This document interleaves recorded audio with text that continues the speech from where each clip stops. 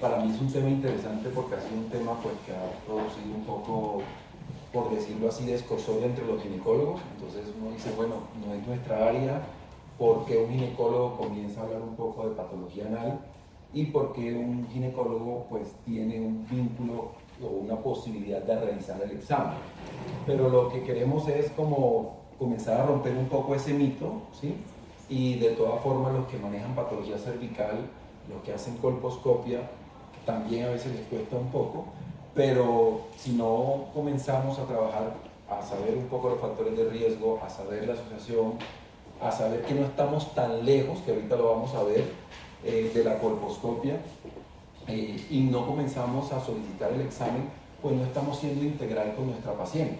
Entonces la idea es pues, que tienen unos factores de riesgo muy claros asociados con la patología cervical y por lo tanto pues, consideramos que es relevante comenzar a discernir una serie de conceptos y cuáles son las pacientes que tenían la indicación y enterarnos un poco en qué consiste el examen y que no es tan difícil como lo creemos. Entonces, como lo expresamos acá, el ano es muy similar al cuello uterino y es mucho más similar en el conducto anal propiamente donde vamos a trabajar de lo que creemos, ¿sí? Casi que podríamos utilizar la expresión que es el gemelo desde el punto de vista histológico, desde el punto de vista de riesgo por el virus del papiloma humano. De hecho se está encontrando y hay algunos estudios que muestran que hay una prevalencia mayor de virus del papiloma humano en el conducto anal comparado con el cuello uterino. O sea, es un poco sorprendente. Siempre pensamos en virus del papiloma humano, cuello, y resulta que estamos encontrando una prevalencia muy alta que puede ser mayor incluso que en el cuello. Entonces, dentro de estas similitudes, para que nos demos cuenta por qué el ginecólogo tiene que comenzar a trabajar un poco en la anoscopia de alta resolución y en buscar un poco la solución de los problemas, el conducto anal, cuando ya entramos en su mucosa, va a tener una zona de transformación, igual que la que tenemos que trabajar en la colposcopia, va a tener un epitelio escamocolumnar propiamente identificado. Vamos a encontrar un epitelio columnar, un epitelio glandular. O sea, cuando nosotros nos familiarizamos desde el punto de vista histológico, casi que podemos hablar. Incluso si usted le entrega una patología, como nos pasa muchas veces a un patólogo, sin aclararle de dónde es la biopsia, el patólogo le va a hablar de un NIC y resulta que estábamos hablando era de un AIN o una neoplasia interepitelial anal. Entonces, no puede diferenciar o va a tener unas dificultades importantes para diferenciar en qué tejido estamos. Pero tenemos que recordar un poco esa epidemiología que se nos va a encontrar el virus del papiloma humano, un virus que está produciendo 6.2 millones de infecciones anuales en los Estados Unidos. Son unas cifras que nos producen a veces escozor y nos asustan. Afortunadamente vamos a terminar en problemas serios acá solamente un 15% o quizás un poco menos de esas infecciones.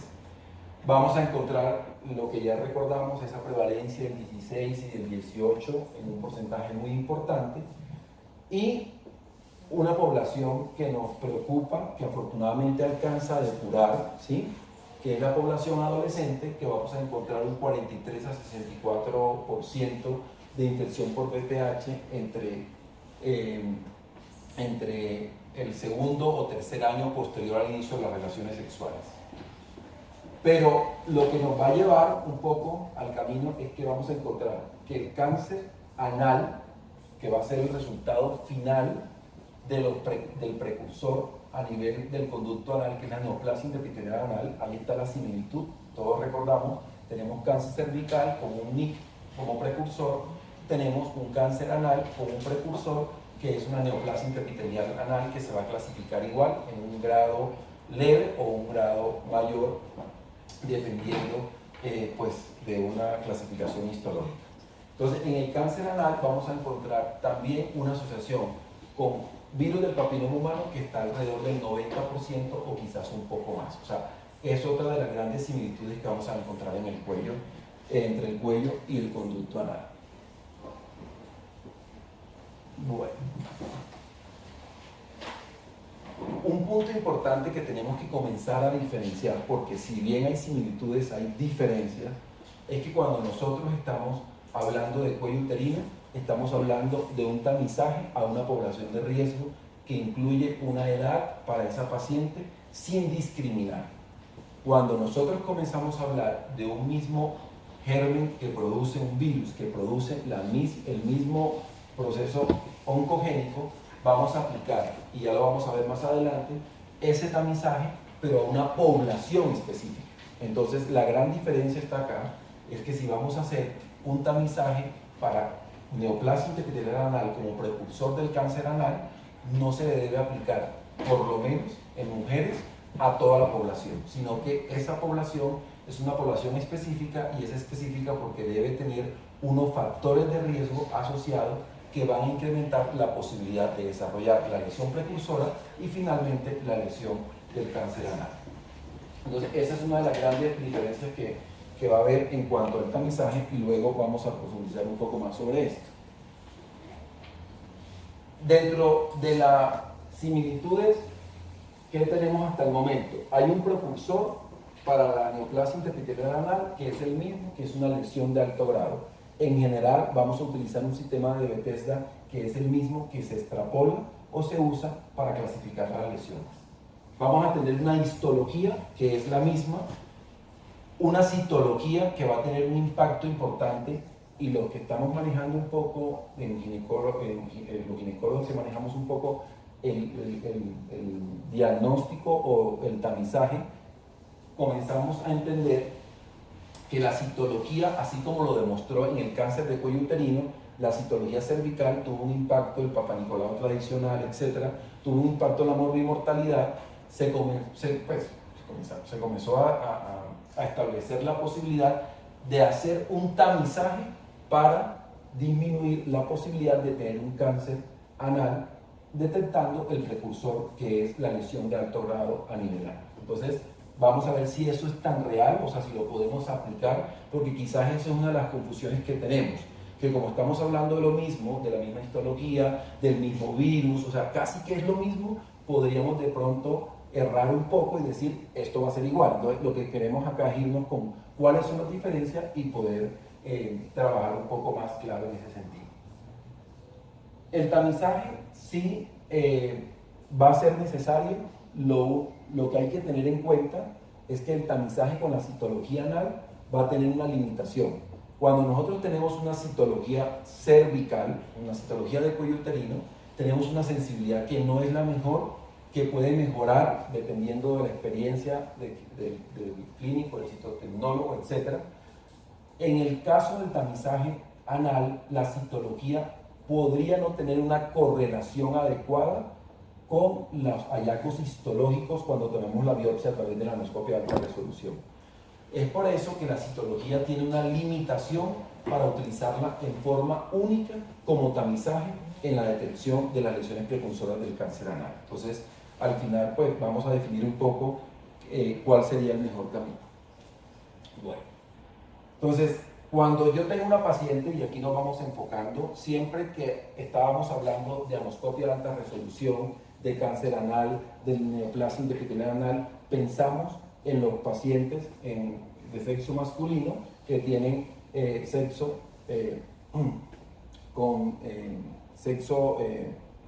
como lo llaman los estadounidenses, sexo hombre con hombre, y que son HIV positivos, ¿sí? Ese es como lo que tradicionalmente pensábamos que era relevante, y son el grupo poblacional más importante. Una de las limitaciones que tenemos es que muchos de los estudios, que afortunadamente ya están cambiando, comenzaron a hacerse en este grupo poblacional. Entonces era el factor de riesgo que más alto pues podíamos encontrar, o el que mejor se iba a estudiar. Pero resulta que nos comenzamos a dar cuenta que el cáncer anal, aunque tiene una población de riesgo que se las mencioné, que son este grupo poblacional, va a ser más común en forma global al final en las mujeres que en los hombres.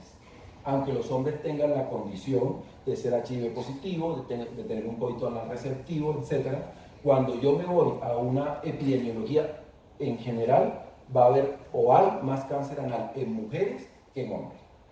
Un problema que tenemos en el cáncer anal es que no le estábamos dando mucha importancia en ningún programa de tamizaje, aún con los pacientes que tenían riesgo. Entonces, esto nos hacía pues llevar o nos conllevaba a un diagnóstico tardío del cáncer, un uso de quimioterapia, una calidad de vida, etcétera, pues que va bajando después de utilizar los diferentes medios de tratamiento radio-quimio. Pues lo que se quiere es eso, es pensar en el cáncer anal, en su lesión precursora como primer diagnóstico y disminuir el impacto en la morbi-mortalidad en estos pacientes que se va a presentar en una forma mucho más tardía. Pero comenzamos entonces a enfocarnos un poco en las mujeres, pues que es lo que nos interesa dentro del grupo que está presente, y es cómo la lesión genital, esa lesión genital que estamos hablando de una neoplasia intraepitelial cervical grado 2, grado 3, un in situ o un cáncer cervical, va a aumentar la probabilidad de tener una neoplasia intraepitelial anal, ¿sí? Entonces ahí es donde los ginecólogos comenzamos a actuar de una forma integral. O sea, que nos está pasando y que está pasando en Colombia todavía. Hacer el cambio de mentalidad es muy complejo. Yo me quedo, diagnostico, trato, le hago la conización, tengo un NIT2, un NIT3 como resultado final histológico y le sigo haciendo un seguimiento pues, para evitar y mirar que no tenga una recidiva. Y eso hasta ahí llegamos, ¿sí? Pero resulta que nos olvidamos que 13 veces más elevado la posibilidad de tener una neoplasia intraepitelial anal en esa paciente que estamos viendo de una forma continua en nuestro consultorio después de haberle tratado la neoplasia intraepitelial cervical. Entonces, lo que, digamos, una parte de la invitación es concientizarnos que un NIC 2, 3 o sea in situ o cáncer cervical es una llamada de atención para pensar en el conducto anal y en la lesión precursora. Con que nos vayamos con esa idea, yo comienzo a decir, bueno, como parte del seguimiento te voy a solicitar un estudio que es una anoscopia de alta resolución. Ya eso es un avance que a veces como que nos cuesta, porque esto es una cifra pues que es importante. Si lo vemos en el sentido contrario, o sea, tenemos una lesión anal, esa lesión anal en una paciente por alguna razón, es una paciente HIV positiva o tiene otro factor de riesgo, como es el trasplante de órgano sólido, que también le va a aumentar la probabilidad de tener una lesión anal y que muchos países entran en programas de tamizaje porque tiene el factor de riesgo. Esta paciente tiene 10 veces más alta la probabilidad de tener o de desarrollar una lesión genital tipo NIT2, NIT3 a lo largo de la vida. Entonces, como lo vemos, pero este es un poquito más difícil porque la lesión anal como tal, pues tiene una probabilidad o una estadística mucho más baja en presentarse que la lesión cervical. Entonces, la invitación, ¿cuál es? De la paciente que nos corresponde a nosotros, que es la paciente que tiene la neoplasia intraepitelial cervical, pensar que va a desarrollar en algún momento de la vida una neoplasia intraepitelial anal. Esa es como la idea, o sea, que esas pacientes comenzamos a pensar en la posibilidad de qué hacer con ellas, qué tamizaje le voy a ofrecer, como la pesquisa, que es lo que a veces nosotros estamos llamados como médicos, identificando factores de riesgo y el riesgo está claramente establecido. Bueno, pero resulta que la citología, el tamizaje anal con la citología tiene una limitación. Y una de esas limitaciones está establecido que teniendo citología anal negativa, o sea, pensaríamos en el mismo orden que tratamos de pensar, ¿no?, en la citología en el cervix como primer paso para llegar a una colposcopia, aunque ha cambiado, el BPH está como predominante, pero acá pues todavía tenemos un poco de limitación, pero hagamos la comparación. Cuando yo tengo una citología anal, que si la estoy utilizando como método de tamizaje, si la paciente es HIV negativo, voy a tener hasta un 23% de pacientes con resultados negativos en la citología que van a tener un resultado histológico positivo si la paciente va a una anoscopia de alta resolución. Si la paciente es HIV positivo, vamos a tener hasta un 45% de pacientes con citología con resultado totalmente negativo, y cuando es sometida a una anoscopia de alta resolución vamos a tener un resultado histológico positivo para una neoplasia intraepitelial anal. Entonces, el primer mensaje en cuanto a el uso de la citología anal como tamizaje es que por el momento no nos brinda solo como herramienta un buen tamizaje. Perdón. Eso es exactamente igual a lo que pasa en el cuello. Porque si yo tengo una lesión de alto grado, mayor, y hago una citología en las mejores condiciones, me da falsos negativos en una primera vez del 40%. O sea que eso no sería nuevo. Sí. Se estaría comportando similar. Eso querría decir que la citología única no es suficiente para garantizar. Pero sería más o menos lo mismo que nos pasa en el cuello. No le veo diferencia. Es similar, pero cuando usted aplica la citología cervical, por ejemplo, vámonos al otro extremo, que tiene un ascus, la tipia escamosa de significado indeterminado, la paciente uno tiene más o menos establecido una probabilidad de que termine histológicamente en un resultado de una neoplasia cervical grado 2 o 3, ya más o menos lo conocemos. En la patología anal lo que vamos a tener es que esa correlación no es tan buena, ¿sí? No es tan buena porque me llega una paciente con la clasificación de Bethesda de una citología anal que tiene un ascus y esa paciente podría terminar en una probabilidad mucho más alta que la citología cervical en una neoplasia intraepitelial anal de alto grado. Esa es una de las diferencias. Sin embargo, la sensibilidad, aunque usted tiene razón, la sensibilidad de la citología anal es mucho más deficiente que la citología cervical, ¿sí? Por el momento los estudios han mostrado eso. ¿Qué es lo que tenemos? Que tenemos unas limitaciones porque la mayoría de los estudios se han hecho en pacientes masculinos que son HIV positivos y ese es el factor que más le marca. Ya comenzamos, ahorita le vamos a mostrar los resultados de un estudio que hicimos con el grupo de la universidad, cómo nos estamos comportando a nivel de Bogotá, en ese, y pues ya, pero en eso pues ahí tenemos. Entonces el diagnóstico tardío, que ya lo habíamos mencionado un poco, y es bueno. Entonces, cuando ya comenzamos a hablar por qué debemos saber de anoscopia de alta resolución, ya tenemos un poco más de argumentos y tenemos un poco más de literatura que nos está soportando la necesidad de meternos en este mundo de la anoscopia de alta resolución. Por lo menos, si no la vamos a hacer, tener claro a quién se la vamos a indicar, tener claro la interpretación de ese resultado y algo muy importante, pues que sí les quiero manifestar, aunque ya está claro en las guías, la anoscopia de alta resolución no es del ginecólogo, es del ginecólogo, dermatólogos, expertos en HIV, coloproctólogos y ginecólogos oncólogos, ¿sí? Entonces, es un equipo casi amplio o multidisciplinario quien lo puede hacer. Pero nosotros como ginecólogos, pues es como mi parecer y pues, creo que es de muchos, pues podemos hacer diagnóstico en la anoscopia de alta resolución, pero no hacemos tratamiento. El tratamiento lo hace el coloproctólogo.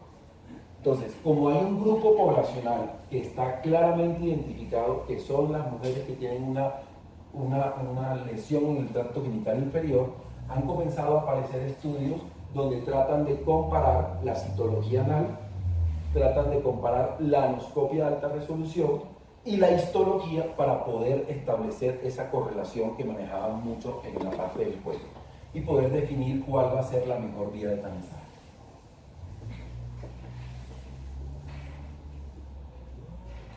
Este es un estudio que es interesante porque es un estudio, como les decía, pocos hay en mujeres, pero que ya se comenzó a realizar en mujeres como una población exclusiva y se vincularon solamente mujeres que tenían una patología del tracto genital inferior, ni 2, ni 3 o 6 sitios, ¿sí?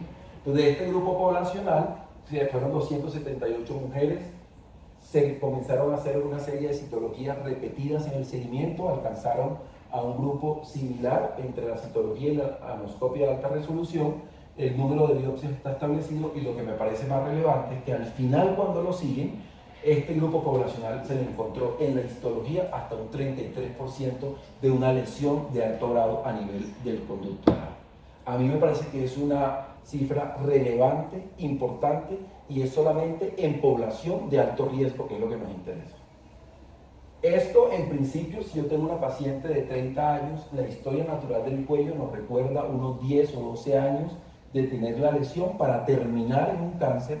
Acá estamos hablando y podríamos hablar de una lesión un poco más larvada y vamos a ver finalmente el cáncer anal en una población que tiene 50 o 60 años, ¿sí? Pero como la expectativa de vida ha crecido, ¿sí? Y la calidad de vida ha crecido, pues nosotros tenemos que tener una forma de hacer un tamizaje para, en caso de que eso se presente, pues tengamos unos mejores resultados. Porque esa es una de las diferencias que vamos a ver con cuello uterino en cuanto a la historia natural. Entonces, lo que vamos a encontrar dentro del estudio en general, y ellos trataron de mostrar, era cómo se comportaba la anoscopia de alta resolución comparado con la citología anal y comparado con la histología, y sigue predominando un poco la anoscopia de alta resolución. Aumenta la probabilidad de encontrar la lesión cuando solamente utilizo tamizaje en la citología anal. Entonces, hasta el momento, la idea que tenemos que tener o que tenemos que trabajar un poco es que debería hacerse un tamizaje combinado, que ese tamizaje no lo hacemos nosotros en el cuello, y es una de las diferencias. Entonces, si yo tengo una paciente que tiene el factor de riesgo porque tiene la neoplasia intraepitelial cervical y me voy a montar en este trabajo de comenzar a detectar en forma temprana o el precursor del cáncer anal, debería solicitar citología anal y en el mismo momento en que lo estamos haciendo, hacerle la anoscopia de alta resolución.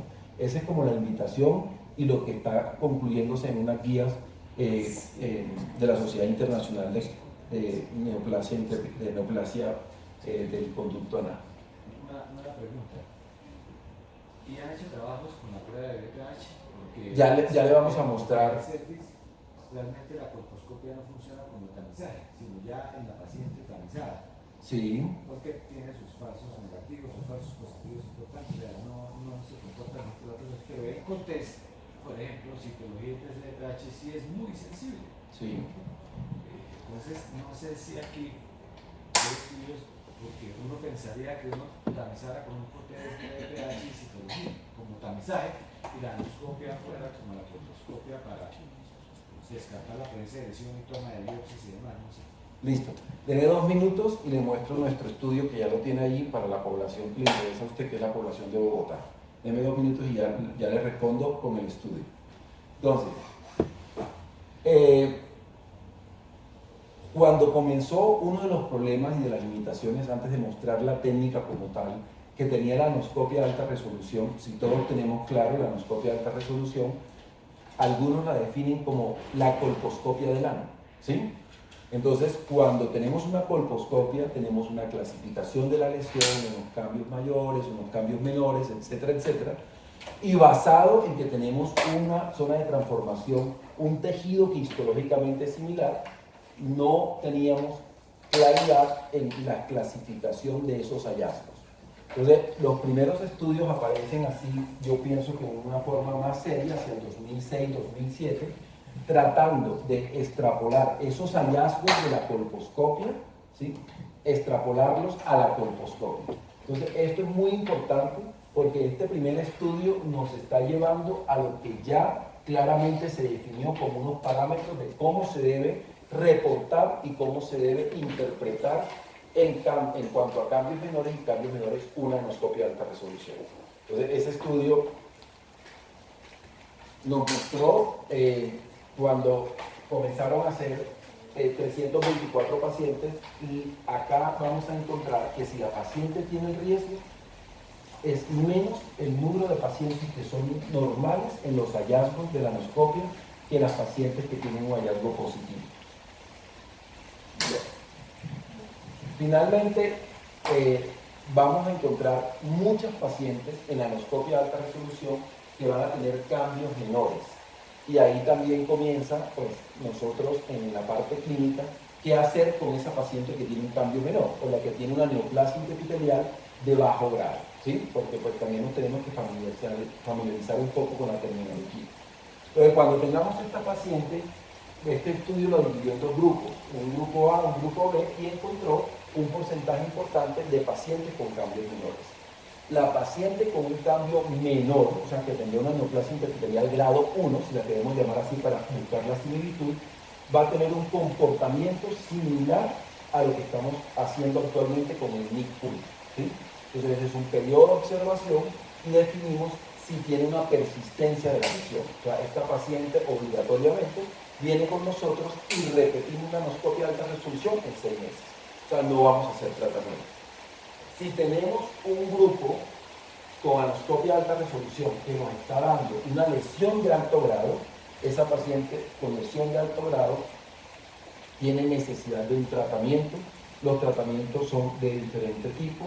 Generalmente lo que hacen los coloproctólogos puede ser láser, es una opción que se puede hacer. Puede haber un tratamiento con 5-fluoracilo y debe continuar en seguimiento, igual que la patología cervical, pero un poco más estricto. Y ese seguimiento está determinado porque no tenemos un resultado de tratamiento exitoso como lo tenemos en el cuello uterino. Eso es muy importante. O sea, no, estamos hablando de una lesión similar en el mismo grado, pero hasta el momento los resultados de tratamiento no son tan exitosos como el cuello uterino. Si usted tiene una paciente con un IL-3, me puede decir sin temor que va a estar curada en más de un 90-95%. Eso no lo va a hacer, entonces, no lo va a hacer en el conducto anal. Entonces es muy importante que esta paciente tiene que estar más en seguimiento, ambas, pero de pronto ser un poco más estricto porque ese tratamiento que se está planteando hasta el momento no tiene el mismo resultado. Entonces, para responderle la pregunta al doctor, cuando hicimos el entrenamiento, pues a mí me costó un poco hacer el cambio de mentalidad, pero los quiero invitar y les quiero decir que dentro de ese grupo poblacional de médicos especialistas que hacen anoscopia de alta resolución, a los que mejor le va son a los ginecólogos colposcopistas. Y por una razón muy sencilla. Imagínense un coloproctólogo para hacer una anoscopia de alta resolución. Tiene que hacer una curva mayor porque no está acostumbrado a ver las lesiones que nosotros vemos en la colposcopia. Cuando tenemos un dermatólogo le va a pasar lo mismo. Cuando tenemos un médico familiarista, acá no, pero en otros países el médico familiarista ustedes saben que hace colposcopia. Entonces, si ese médico familiarista no tiene un entrenamiento previo de colposcopia, tendría que hacer idealmente la curva de colposcopia y finalmente terminar en la anoscopia de alta resolución. Pero a pesar de esta información, y por ejemplo, la mitad de los coloproctólogos tienen un entrenamiento adecuado en anoscopia de alta resolución. Y a pesar de todo esto, nosotros que tenemos el control de la situación por tener esa experiencia, desde el punto de vista óptico, si lo podemos así, visual, en todo lo que hacemos colposcopia, todavía nos cuesta dar un poco el paso. Y yo lo entiendo, pues es un área que de pronto no le dábamos tanta relevancia, pero acá están todos los argumentos pues, para invitarnos y decir, hay que trabajar un poco más pues, a los que se motiven. Y los que no, pues no pasa nada, porque a todos no nos puede gustar lo mismo, pero sí concientizarnos entonces de cuál paciente se lo vamos a solicitar. Respondiendo al doctor, entonces nos quedó la inquietud, no teníamos nada. En Bogotá hay un estudio de la Secretaría de Salud que hizo en principio una tipificación de BPH y unos hallazgos de la citología. ¿Por qué? Porque no hay quien haga la anoscopia de alta resolución. En Bogotá, con entrenamiento formal, hay unas 5 o 4 personas, de las cuales todos no han tenido la oportunidad pues, de montarse en esto. Y pues les tengo que decir, todos hacemos una curva, usted va, se entrena en México, tiene muy bien montado el tema, que hace 85 anoscopias antes de venirse de alta resolución, viene tranquilo, pero la curva es necesaria. Entonces, en el momento con la empresa que yo trabajo, pues me dijo, vamos a entrenarnos, pues pero le tocaría ver hombres que son los que tienen una alta probabilidad. Entonces comenzamos a hacer la curva y pues ahí nos sirvió, pero pues mi interés particular era a lo que me dedico, que es a la patología pues, femenina. Una vez hecha la curva, tuvimos una inquietud, ¿cómo estamos en Bogotá? ¿Qué ahora acá? Y comenzamos a romper un poco de mitos. Uno de los mitos que tenemos es que pensamos, y claramente usted le pregunta a alguien, de hecho, ese es un estudio que estamos haciendo, que es un poquito el conocimiento de los ginecólogos y los residentes de último año sobre la anoscopia de alta resolución. Uno de los mitos que tienen es que el cáncer del conducto anal está como factor de riesgo en aquellas personas que tienen coito anal receptivo. ¿Sí? O sea, como que pensamos eso. Resulta que el trofismo del BPH es un trofismo tan importante que en pacientes que no tienen relaciones anales receptivas tienen el BPH presente. Entonces, eso es porque a veces como que tenemos que superar un poquito y como quitarnos esa idea de la cabeza. Entonces nosotros nos interesaba coger el grupo poblacional que en las mujeres es más importante y que son las pacientes que tienen neoplasia intraepitelial cervical. Dentro de este grupo poblacional también podría estar otro tipo de patología del tracto genital inferior, como es la patología de vulva, ¿sí? Pero pues queríamos concentrarnos en un solo grupo, que eran las pacientes que tenían NIS2, NIS3 y 6 ciclos. Todas las pacientes que tenían este criterio podían entrar dentro del estudio. No teníamos un tiempo del diagnóstico, sino que lo tuviera o ya lo había tratado y podía entrar ahí. Fueron 119 mujeres, a todas le hicimos en un mismo momento citología anal, tipificación de BPH y anoscopia de alta resolución y biopsia en aquellos pacientes que lo ameritaban si había algunos cambios, que ahorita lo vamos a ver. De este grupo, como para mostrarles el resumen de lo que tenemos, encontramos una prevalencia de 37% de BPH anal positivo, ¿sí? Y encontramos, ya de acá, encontramos un 6.7% de neoplasia intraepitelial anal. De ese 6.7% encontramos una lesión de alto grado. La muestra, cuando uno compara con otros estudios, es una muestra que está alrededor, en otros estudios, de 230, 240, pero este es como un primer pincelazo para decirnos, hay que comenzar a trabajar. O sea, sí tenemos neoplasia intraepitelial anal en nuestro medio, sí tenemos el factor de riesgo y hay que comenzar a trabajar.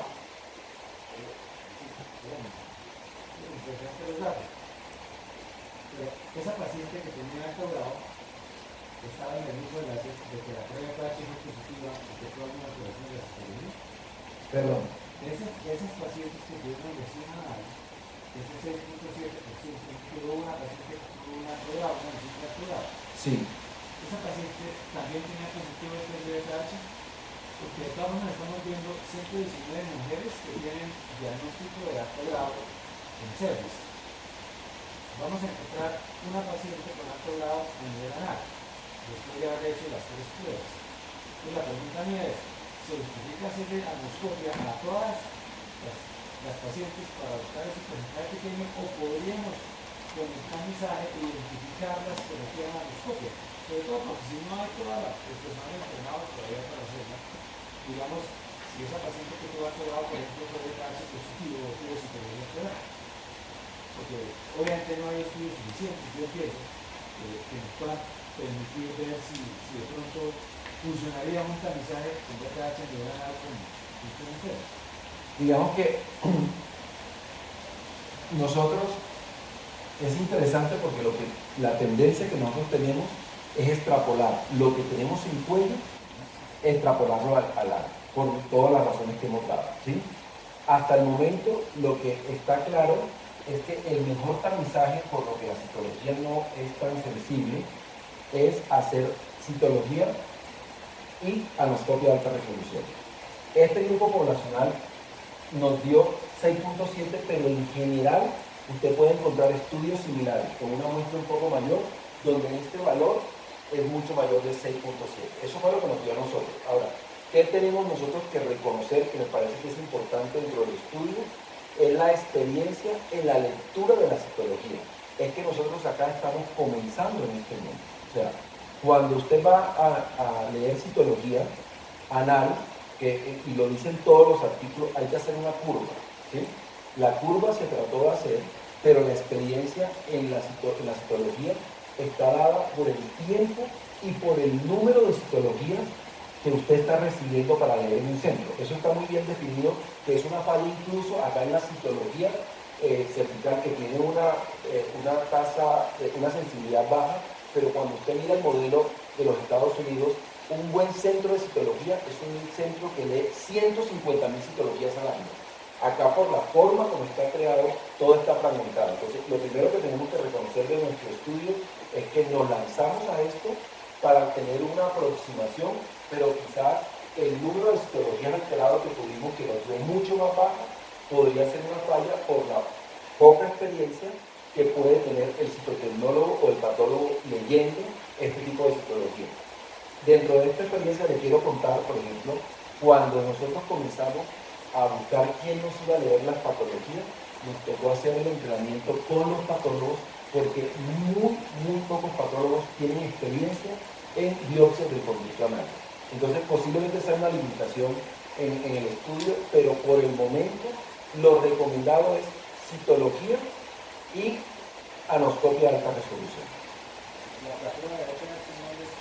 La FDA todavía no lo ha autorizado, pero para allá vamos, o sea, seguramente vamos a tener 16, 18 positivos y esa paciente, por todos lo tenemos claro que el 16 y 18 es mucho más oncogénico que los otros, iría directamente a una anoscopia de alta resolución, siempre y cuando, que eso es fundamental, la paciente tenga factor de riesgo para desarrollar neoplasia anal. Lo que no nos podemos quedar, que vuelvo a ser un poquito reiterativo, es aplicar tamizaje en forma general como lo hacemos para el cuerpo, que es diferente. Yo me refería a, por ejemplo, unas pacientes que uno las maneja con una lesión de alto grado y les hace seguimiento, pues debería tamizarlas a nivel anal. Y más adelante tendremos que tamizarlas a nivel faríngeo, y entonces nos salen pruebas a nivel faríngeo para detección también de lesiones de ese nivel. Pero entonces, la pregunta que me surge es si todo el grupo ese que nosotros tratamos debe pasar directamente a anoscopia o si un tamizaje, como hacemos en servicio a través de prueba de BPH y citología, podría identificarnos el grupo que realmente requiera la anoscopia. Esa es la pregunta.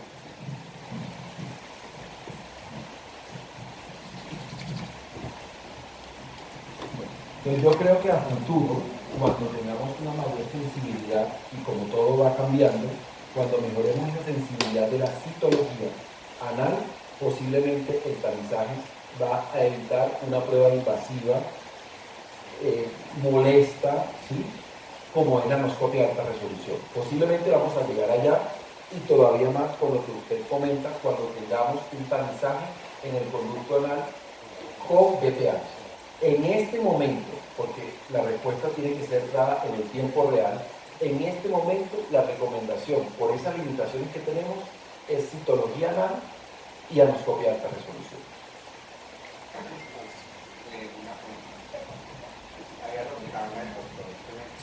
Tan importante sería es el número necesario a tratar, ¿no? ¿Cuántas realmente anoscopias necesitaría yo hacer para detectar lo que está diciendo más o menos el doctor?